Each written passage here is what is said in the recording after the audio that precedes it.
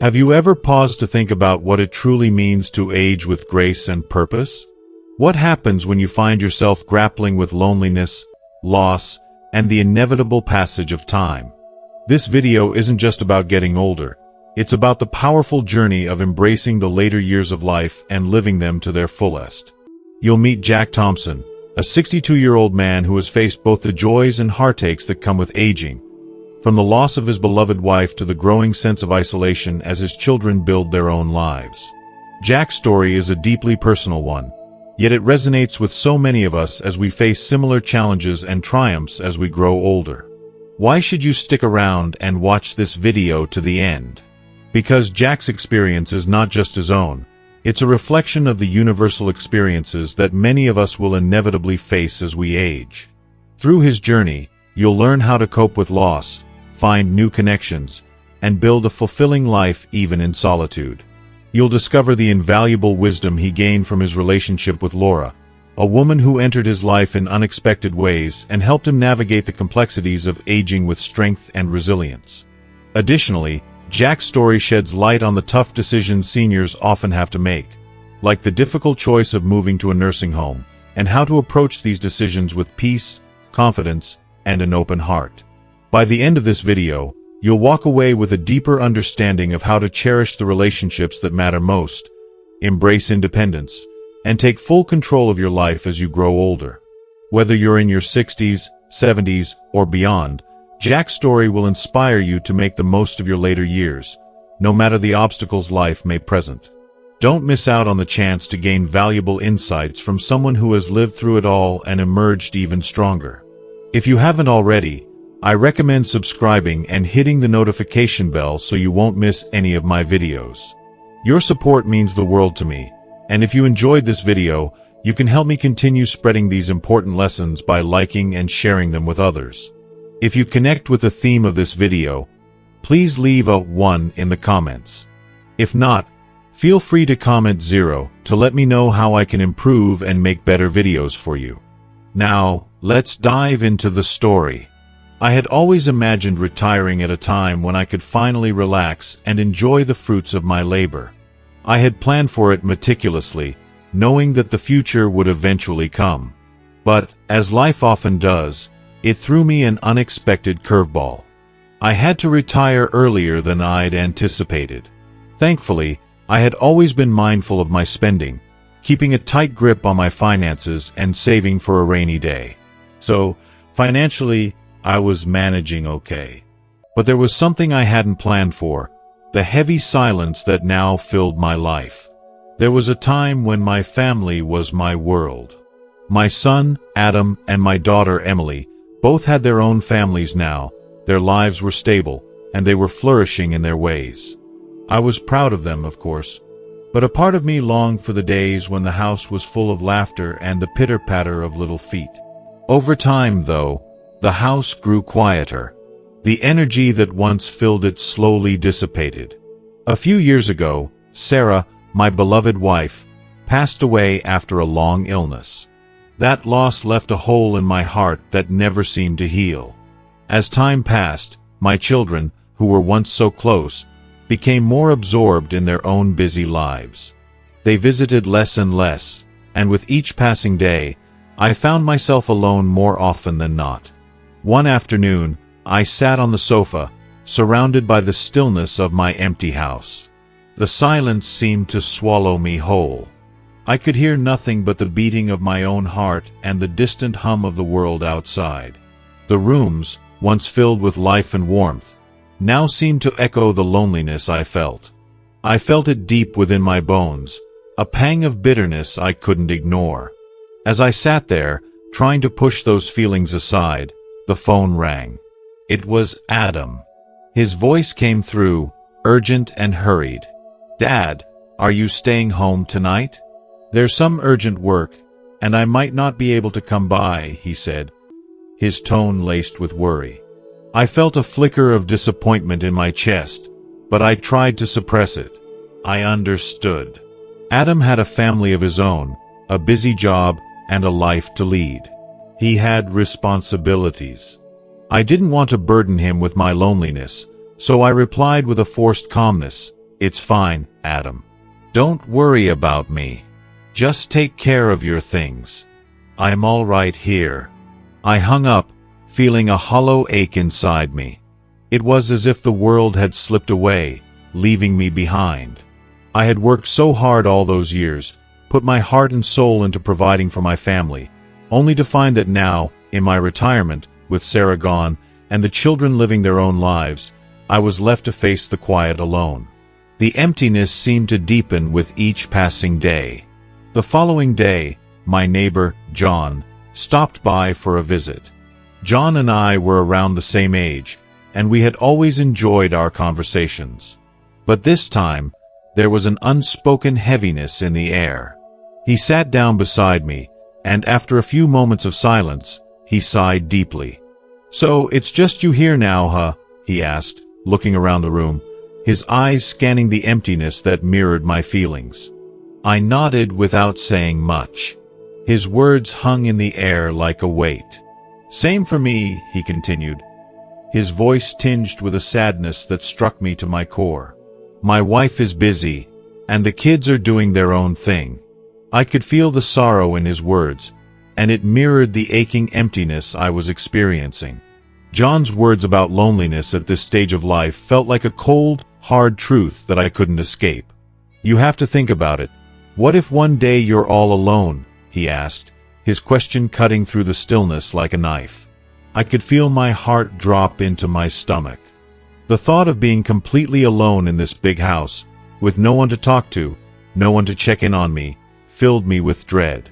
His question gnawed at me, repeated over and over in my mind. What if I'm left alone? What will I do? I tried to shake it off, but it was there, haunting me. A few days later, Emily came by with her son, Noah. She brought some of his favorite childhood dishes, perhaps hoping it would lead to a longer visit. But as soon as Emily stepped through the door, she rushed to explain, "Dad, I'm just dropping by to let Noah see you for a bit, but then I have to go pick up Tom." Her hurried tone, her eyes darting back and forth, and the worried look on Noah's face broke my heart. I tried to smile, to hide the ache in my chest, but it was impossible. "Go ahead, take care of what you need to do." "I'm fine here," I said, though the words felt empty as soon as they left my lips. Emily barely had time to sit down before she was up again, rushing out the door with Noah in tow. I stood at the door, watching them leave, the sound of their footsteps slowly fading away. The house felt even emptier now, the silence more oppressive. I couldn't stop the tears that welled up in my eyes, nor the feeling of abandonment that settled heavily in my heart. That night, as I lay in bed, the question from earlier echoed in my mind with painful clarity. What should I do if I'm left alone? I couldn't continue like this. I knew I had to do something. I couldn't keep drifting through this quiet, lonely existence. A few days later, I met up with John at the park for a walk. We sat on a bench, watching people go by, their lives moving in a blur around us. I turned to John, my heart heavy with all that had been weighing on me. "You were right about everything," I said, my voice thick with emotion. "I've been thinking a lot about what you said. At our age, if we're left alone, how do we manage?" John nodded in understanding, his eyes soft with empathy. "I've thought about it too," he replied. "There are a few things we need to prepare for in advance. We can't wait until the last moment to worry," John said firmly, his voice steady, almost reassuring. "The most important thing is to make sure we're financially stable. We need enough to cover food and essentials so we're not left struggling." I nodded in agreement. The truth was undeniable.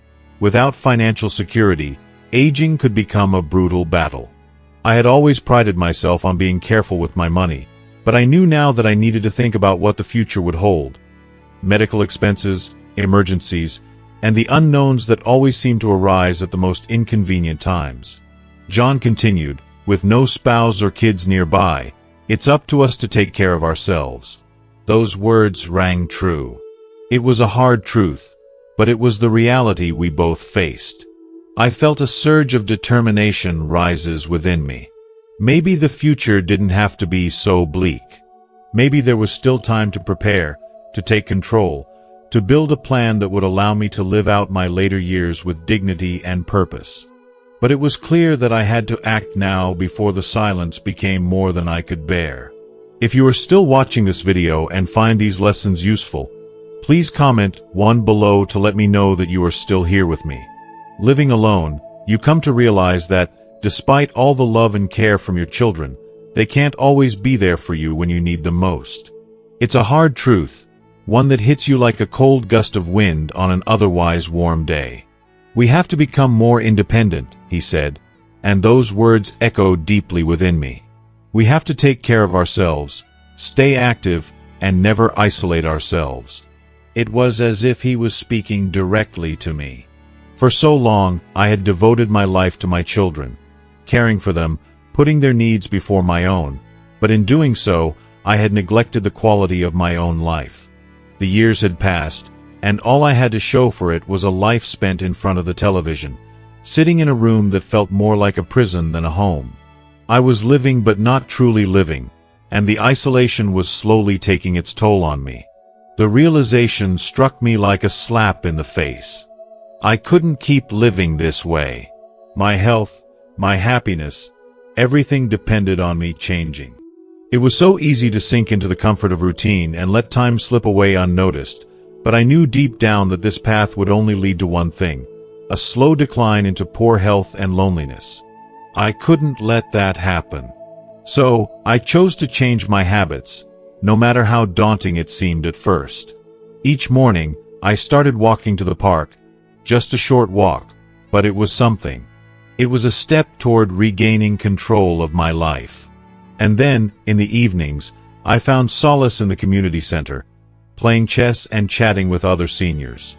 At first, it was awkward, and I felt the weight of loneliness trying to pull me back into my shell.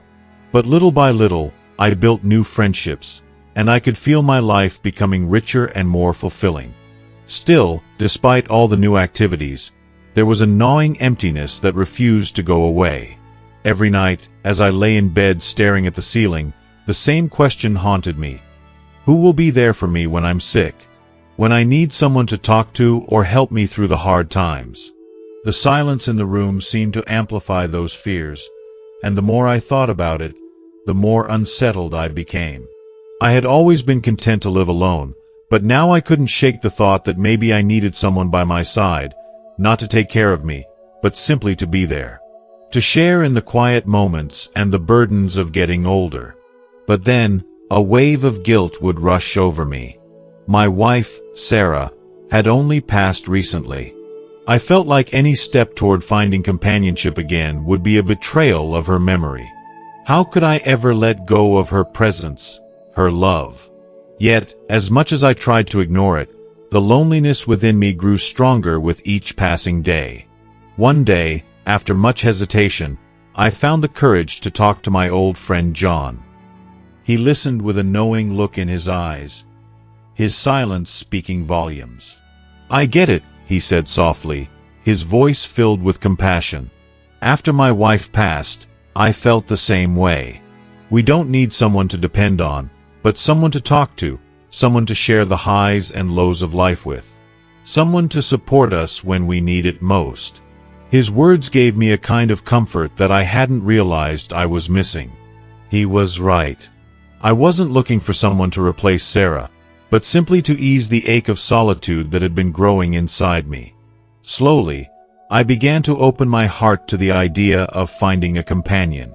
And that's when I met Margaret. She was an elderly woman who also lived alone, and her vibrant, optimistic personality was a breath of fresh air. We quickly bonded over our shared experiences of living far from our children, and the deep loneliness that came with it. Margaret had a spirit of adventure, a zest for life that I hadn't felt in years. She was always out exploring, visiting new places, and doing things that reminded me how much I had been missing out on. Her presence brought joy back into my life, and our conversations, filled with laughter and understanding, became something I looked forward to every day. As time went on, our relationship deepened. We began to do more together. Grocery shopping, cooking meals, taking walks in the park, and just enjoying each other's company. We never really labeled our connection, but it didn't need labeling. The bond we shared was enough. Margaret became my companion in every sense of the word, and our home, which had once felt so empty, was now filled with warmth, conversation, and the gentle rhythm of two lives intertwined. One night, when I fell ill with a fever, I was reminded just how much having someone by your side can mean. Margaret was by my side instantly, her concern for me shining through in every gesture. She rushed to get me medicine and cool me down with a damp cloth, her hands gentle yet firm in their care. She called Adam, urging him to take me to the hospital. When Adam arrived and saw Margaret so diligently caring for me, he was surprised. His worry for me was evident, but I reassured him, smiling faintly, "I didn't want to worry you. You've got your own life, and Margaret takes excellent care of me." Adam seemed torn, but his gratitude was clear. He insisted on taking me to the doctor, and though it was just a fever, the simple act of being cared for made all the difference. That night, as I lay in bed, I watched Margaret take care of everything. The house was no longer just a place where I existed. It had become a home, filled with love, tenderness, and companionship. The emptiness that once defined my life had been replaced by something far more meaningful. I realized that the companionship we shared wasn't about replacing what I had lost, but about finding a new kind of love, one that was quiet, steady, and comforting. It wasn't the passionate love of youth, but it was a love that brought peace, security, and warmth in the twilight of life. Margaret was no longer just a companion. She was the light that had pierced through my darkness, reminding me that even in old age, we don't have to be alone. As time passed, the complexities of life began to unfold in unexpected ways. One day, as I was quietly going about my daily routine, Margaret received a phone call that would change everything. Her son, her beloved child, was getting married, and he wanted her to come back and live with him and his new family. When Margaret shared the news with me, a surge of bitterness flooded my heart, but I fought to keep my emotions in check. I smiled weakly, trying to mask the sadness that was slowly consuming me. "Your son is getting married. That's wonderful news," I said, trying to sound supportive. "It's a good time for you to be with your children." But as Margaret looked at me, her eyes filled with uncertainty, I could see the internal battle waging within her. Her voice, barely above a whisper, betrayed her emotions. "But I've gotten used to being here with you," she said, the weight of her words hanging in the air like an unspoken plea. I knew at that moment that her heart was breaking, torn between the pull of family and the bond we had shared. The quiet intimacy of our life together had become a comfort to both of us, and the thought of being uprooted stirred a deep ache within me. Taking a deep breath, I tried to steady my thoughts, knowing I needed to be the one to make this easier for her. "You need to be with your son. As a mother, that's where you belong. I'll be fine here on my own. Don't worry about me," I said, though my voice trembled slightly as I spoke. Inside, though, the weight of those words felt like a heavy stone lodged in my chest. I wanted her to stay. I wanted to hold on to the warmth and the comfort of our shared time, but I knew deep down that this was what she needed. After days of quiet contemplation, Margaret decided to return to her son. I drove her to the bus stop, my heart a mixture of love, sadness, and resignation. Watching her board the bus, I felt as though a piece of my heart was being left behind. As the bus pulled away, I stood there frozen, feeling as though the world had suddenly gone silent, leaving me in a hollow emptiness. Returning to an empty house, the silence was deafening. It was a loneliness I hadn't anticipated, a feeling more profound than I could have ever imagined. I found myself grappling with the reality of what many elderly people must face: solitude. The thought of being alone in my later years began to seep into my mind, and tears welled up as I muttered to myself, struggling to make sense of the void that had overtaken me.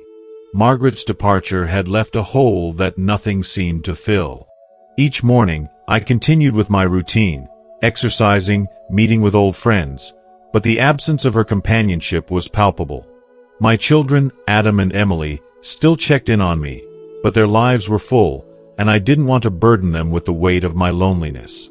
They had their own families and their responsibilities, and though they made the effort, I could sense the distance between us. Every time they called, I reassured them, saying I was fine, but deep down, I felt the painful truth. The loneliness was growing, sinking deeper into my soul. It was one afternoon at the community center, surrounded by familiar faces but feeling more isolated than ever, that I overheard a conversation that would change the course of my future. A group of people was discussing the possibility of moving into a nursing home. It struck me like a bolt of lightning. Maybe this was the answer. Maybe this was the place where I could find peace and some semblance of connection. The next day, I called Adam, hoping he would understand. There was a long pause on the other end of the line before he spoke, his voice full of concern. "Dad, are you sure you want to move into a nursing home? Doesn't that place feel cold?" His words made me pause, but I knew what I had to say. "Adam, it's not about the coldness. It's about finding a place where I can truly be at peace for the long term. You and Emily have your own busy lives. I don't want to be a burden to you. At least in a nursing home, there are people around. I won't be so alone." Adam hesitated, and I could hear the worry in his voice as he promised to discuss it with Emily. A few days later, they came over, sitting on the couch, their faces drawn with concern. Emily spoke first, her voice thick with emotion. "Dad, we understand that it's hard for you to be on your own, but are you sure a nursing home is the right place? What if you feel even more isolated there?" Their concern warmed my heart, but I knew I had to stand firm. "You don't need to worry about me. I've thought this through. I need a place where I can enjoy my later years in peace. A nursing home isn't the worst option. It's not perfect, but it's better than being alone here. You both have your own lives to live, and I don't want to impose on that." Their silence spoke volumes, but after a long pause, they agreed. "Dad, if this is what you want, we'll respect your choice, but we'll visit you often," Adam promised. And I felt a wave of relief wash over me. I wasn't completely alone in this decision. A few months later, I moved into a nursing home in the suburbs. It was a beautiful place, with flower gardens, activity rooms, and plenty of other seniors around my age. On my first day, I took a walk around the yard and met Mr. Robinson, a long-term resident. He welcomed me with a warm smile and offered to show me around. He introduced me to a few new faces, making the transition a little easier. That evening, as I lay in my new bed, gazing out the window at the night sky, I felt a strange sense of calm. It wasn't home, and it wasn't the life I had envisioned, but it was a new beginning. I had made a few new friends, and the prospect of companionship, however small, eased the weight of my loneliness. 6 months passed, and I found my routine. I ate regularly, exercised, and spent time socializing with my new friends. I no longer faced the crushing solitude I had once feared. I had found a new rhythm, a new sense of purpose. Though it was not the life I had imagined, it was one I could live with, peaceful, connected, and, for the first time in a long while, filled with hope. Life had become a peaceful rhythm, filled with the simplicity of small pleasures. Playing chess, enjoying the quiet moments, and chatting with friends, those small daily routines had become my sanctuary. For the first time in a long while, I felt a sense of comfort and security that had been absent for years. Adam and Emily, my children, still called frequently, their voices filled with concern about my adjustment to living alone. They seemed to worry endlessly, even though I assured them every time, "I'm doing well, nothing's missing. You don't need to worry about me." I tried to ease their minds, but deep down, I knew they couldn't fully understand the peace I had found in solitude. I had learned to embrace it, to appreciate it, to feel grounded in it. But then, one afternoon, the world as I knew it shifted. After a quiet lunch, I sat in the sun, feeling the warmth on my face, letting the simplicity of the moment wash over me. The phone rang, and as I answered, I heard Adam's voice crackling through, filled with urgency. There was a tremor in his tone that made my chest tighten.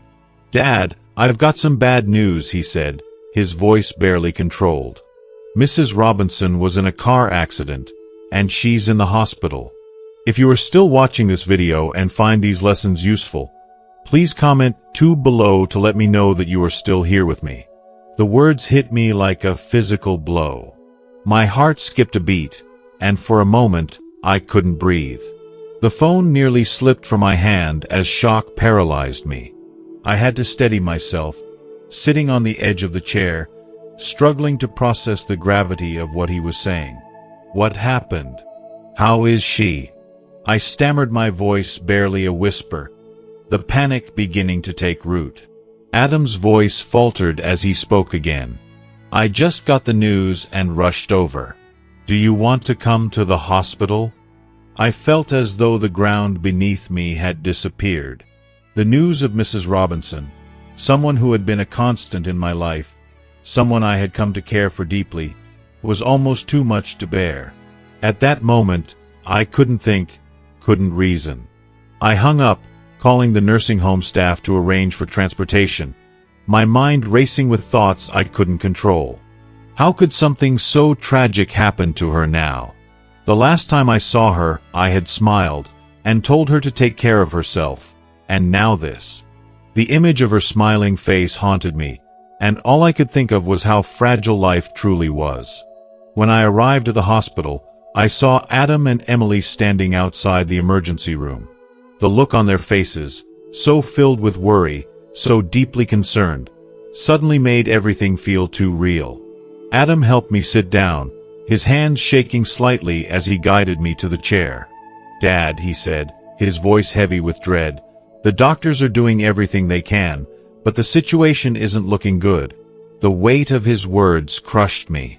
I could barely look at him, my heart pounding in my chest as I stared at the red light blinking above the surgical room door.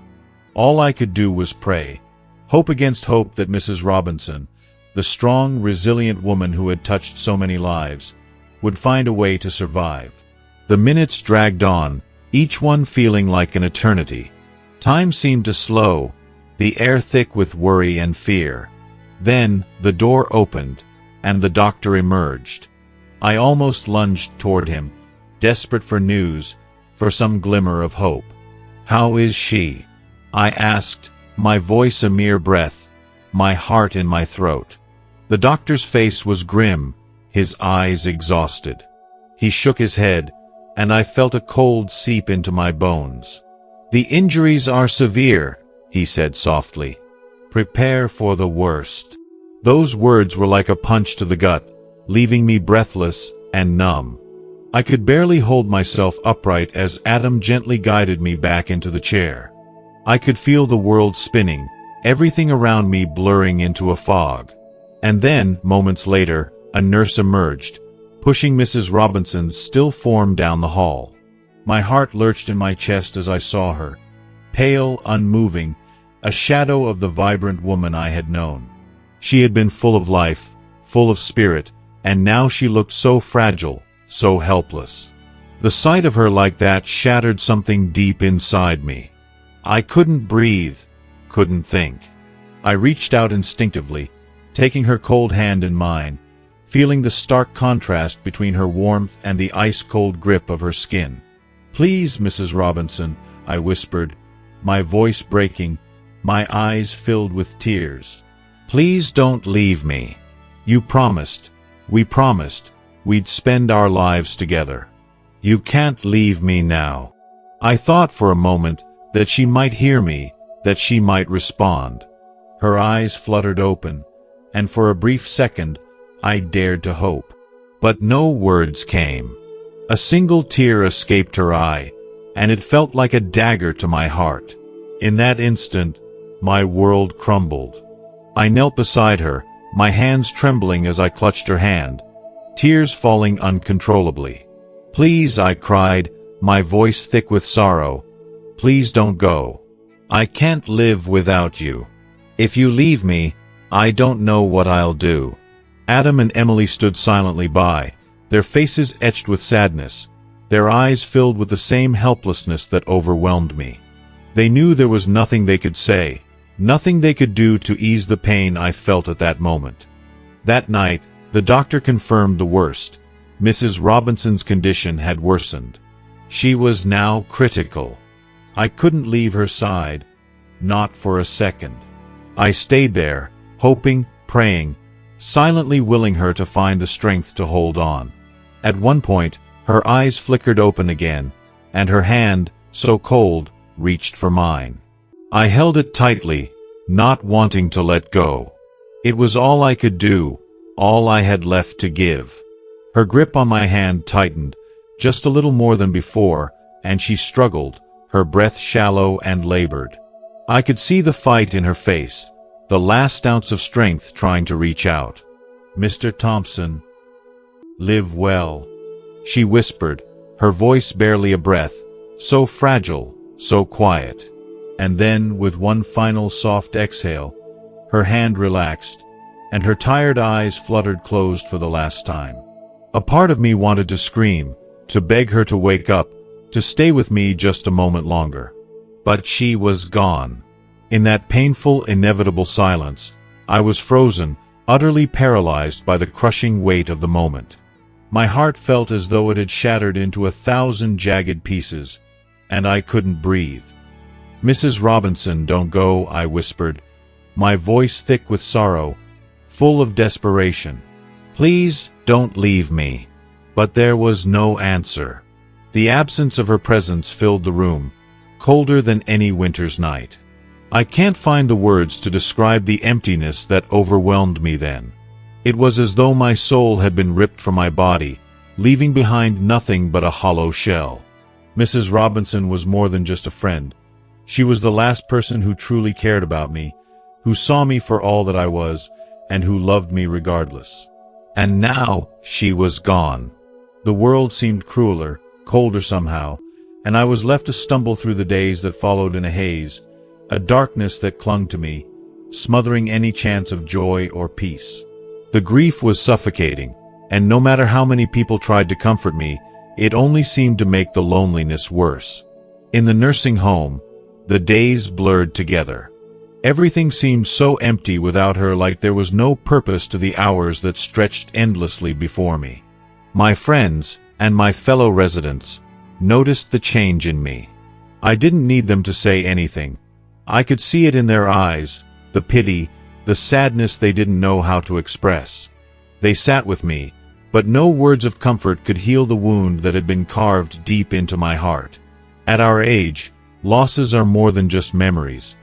They are parts of ourselves, pieces of our soul that are irreplaceable.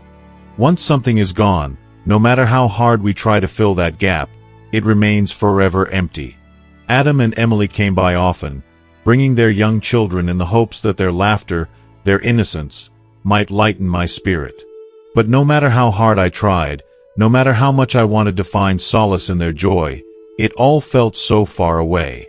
My heart was a fortress, locked away behind walls of sorrow, and no matter how much love they offered, it couldn't break through. I would smile, but it was nothing more than a hollow gesture to reassure them that I was okay, when deep down, I was anything but. The silence between us grew louder with each passing day, a constant reminder of the space Mrs. Robinson had left behind. One afternoon, Adam sat beside me, his face etched with concern. He couldn't understand why I was still grieving so deeply, why I hadn't been able to move on, and in his gentle way, he tried to console me. "Dad, please don't be sad anymore. Mrs. Robinson wouldn't want you to feel like this." His words, though filled with love, stung. How could he understand? He hadn't experienced the depth of loss that I had. "Adam, there are things you just can't put into words," I said, my voice trembling.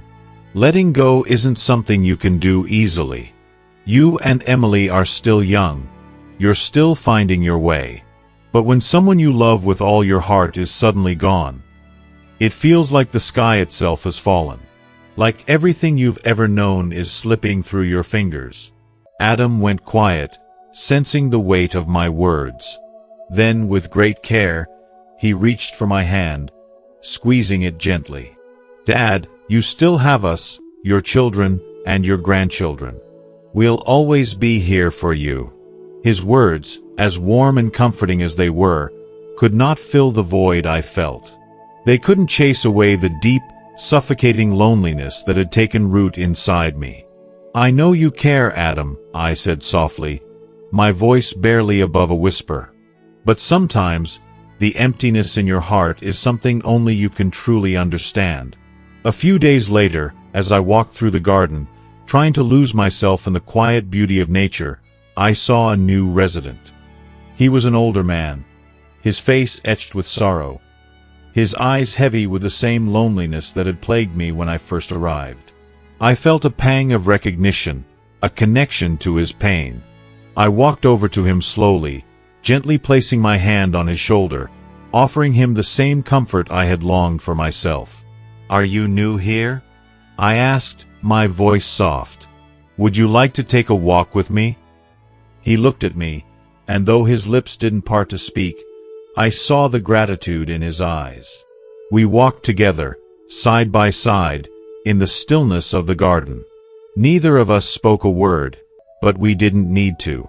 There was a silent understanding between us, a recognition of the shared weight of our years and our losses.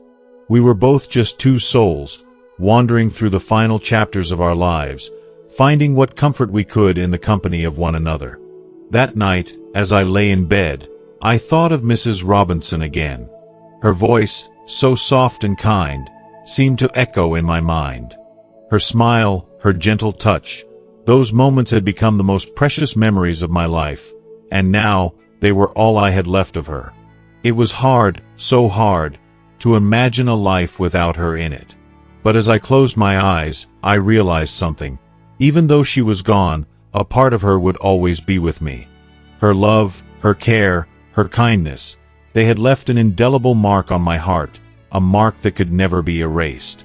And for the first time in a long time, as I lay there in the quiet, the weight of my loneliness didn't feel so heavy.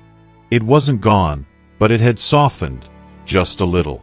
And maybe, just maybe, that was enough for now.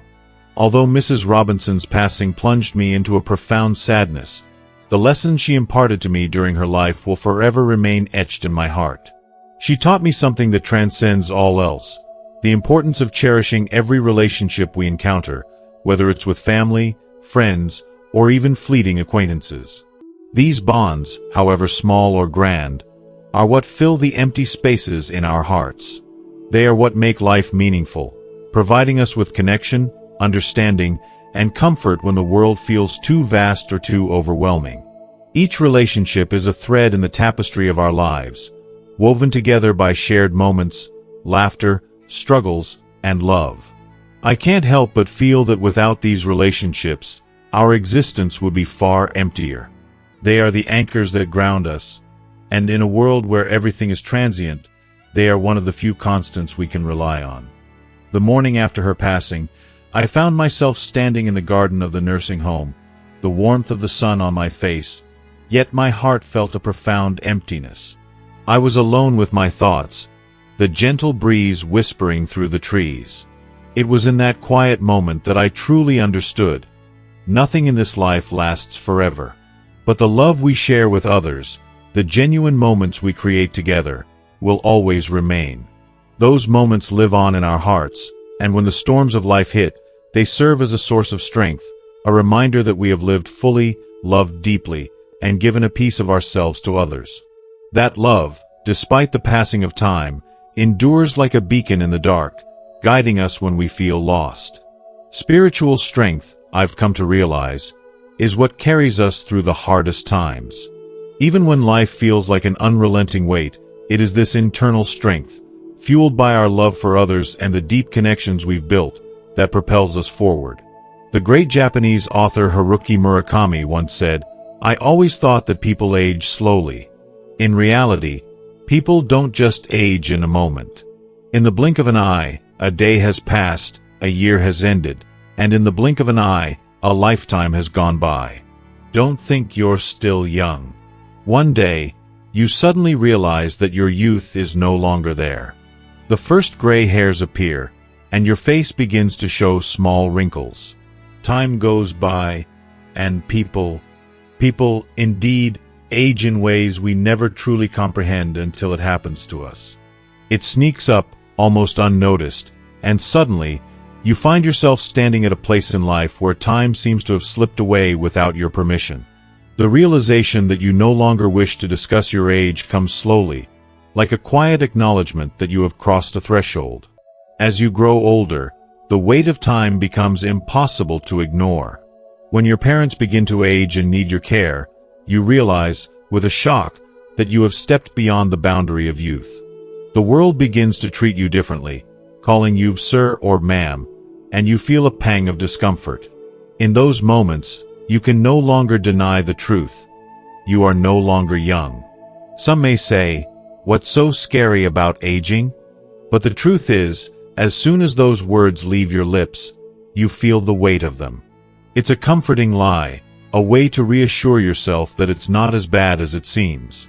Yet, deep inside, you can feel the tears beginning to form, unspoken, unnoticed. The world quiets around you, not because it lacks words, but because, in that silence, everyone knows that there are no words left that could offer true comfort. The realization sets in you've lived a lifetime, but in many ways, no one understands the journey you've walked. You may have a network of acquaintances, friends, colleagues, so many people in your life, but how many truly understand you? How many truly listen to the whispers of your soul? In the end, we often find ourselves alone in our thoughts, even when surrounded by others. The comfort that people offer can often feel hollow, a polite gesture meant to fill the space.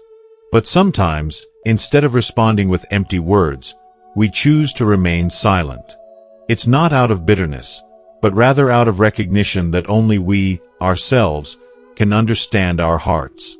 The silence, then, becomes a sacred space, where we allow ourselves to listen to the rhythm of our thoughts and feel the pulse of our hearts. When night falls and the world drifts into a quiet slumber, you find peace in the sound of your heartbeat. Alone, yes, but not lonely. There's a certain freedom in that solitude, a comfort in knowing that you no longer need the validation of others. Their worries, their opinions, are no longer a weight upon your shoulders. You've come to trust yourself, to trust your character and judgment, more than the fleeting opinions of those around you. Time slips by, unnoticed at times, and as you age, you realize that the noise of the world grows quieter. Not because there's nothing left to say, but because there's nothing more that needs to be said. People, in their way, begin to understand that silence often speaks louder than words. How many of the people around you truly understand the depth of your journey? Few, if any. And at times, you may feel as though no one is truly listening. But perhaps that is okay. The words of comfort often mask the deeper truth, the truth we are unwilling to confront. So, you choose silence. It is in that stillness that you find clarity, a deeper connection with yourself. Only then can you hear your heart, your true thoughts, without the interference of others. Adversity often feels more prevalent than any advantage we might possess. Life is full of struggles, and sometimes it seems as though failure is the only option. But through all of it, we learn to accept that there are forces beyond our control. And in that acceptance, there is peace. You begin to realize that as long as you've given your best effort, you can hold your head high, free from shame. The self-respect you gain is not one of pride but of humility. You recognize the goodness within you, but instead of allowing it to inflate your ego, you carry it with grace. Humility becomes a part of your essence, and in turn, it makes you even more worthy of respect. As time passes, you can't help but notice the changes within yourself. They are subtle, almost imperceptible at times, but they are undeniable. You've transformed with age. And while the world continues to change around you, one thing becomes clear. You have become more than you ever thought possible. The years, the struggles, the joys, they have shaped you, and now you are stronger, wiser, and more aware of the beauty that life has to offer, no matter how fleeting. If you are still watching this video and find these lessons useful, please comment 3 below to let me know that you are still here with me. Old age has been a relentless teacher, reshaping my spirit, deepening my understanding of life, and most profoundly, transforming my view of love. I once thought love was simple and pure, something that could be captured in the image of 2 people holding hands, never letting go, and growing old together, side by side, forever. I believed that love was the anchor that would keep us grounded and that nothing could shake it, no matter how time passed. But as the years have unfolded, I've come to see the truth, a bittersweet truth. Many relationships are fleeting, like the petals of a flower that bloom brightly but fade all too quickly. They are temporary, often more about the moments we share than the eternity we once imagined. Life moves so swiftly that the past, present, and future begin to blur together. We realize with a quiet ache that the people who once felt so irreplaceable, those who seemed like the pillars of our lives, have either changed or drifted away. Even the most cherished memories, once vibrant and full of life, begin to lose their color with time. The more you live, the more you come to understand that life, in all its beautiful complexity, can be both a source of joy and deep sorrow. There are times when accepting this truth feels impossible. In the depths of your soul, you struggle to make peace with it, yet there's an undeniable calm that comes with the realization that not everything is meant to remain unchanged. Some things, once perfect in our eyes, simply lose their luster, and we have no choice but to let them go. The things that once bothered you, the moments you would have spent criticizing or trying to change, start to fade into the background.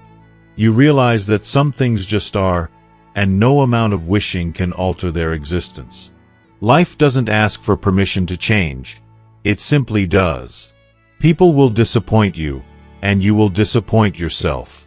It's hard to accept, but the truth is that we sometimes give too much of ourselves to others, and in return, we end up feeling empty, as though our kindness was taken for granted. People who once needed you now think your love and care are guaranteed, as though it's something they can always rely on. I've learned, sometimes painfully, that I must treat myself with more kindness, I must guard my heart more fiercely, and when necessary, be a little colder toward others to preserve my well-being. As time marches on, you begin to see that disappointment isn't just a fleeting feeling. It's a constant companion in the journey of life. The more you pour your heart into something, the more vulnerable you become to being let down. And yet, there's a strange beauty in that vulnerability, because it reminds you that you're still alive, still hoping, reaching for something better. With time, I've come to realize that it's foolish to place all your hopes in one place. Hope, though powerful, can also be a source of deep disappointment. It's in this realization that you begin to learn the delicate dance of hope and acceptance. There are moments when you must push forward with all your might, but there are others when you must know when to step back, take a breath, and simply let things unfold. The secret is learning how to balance the two, hope and disappointment. And when you do, you stop worrying so much about the outcome. What truly matters is not what you gain or lose, but how you carry yourself through it all, and how you keep moving forward with grace, no matter the challenges life throws your way. In the end, after everything, after all the love, loss, hope, and disappointment, I've come to understand one profound truth. The only way to avoid true failure is to rely on yourself. While it's comforting to have the support of others, there's a deeper, quieter strength that comes from being self-sufficient, from knowing that, in the end, you are the one who will always be there for you. When the world feels uncertain, and when you have no one else to turn to, you will discover just how strong you truly are. This is the moment when you rise, not because you have to, but because you realize you've always had the strength within you. And that, more than anything else, is the most precious gift you can give yourself. As we reach the end of this reflection, I invite you to think deeply about what you've learned from these life lessons. Aging teaches us so much about love, loss, hope, and the incredible strength that lies within us. What has resonated with you the most today? What one lesson will you take with you, and how do you plan to put it into practice in your own life? I'd love to hear your thoughts. Please share one thing you've learned and how it will influence your actions moving forward in the comments below. Your insights can inspire and encourage others who are on the same journey. If you enjoyed this video, please leave your comment below, and don't forget to like, share, and subscribe to our channel. Thank you for watching, and I look forward to seeing you in the next video.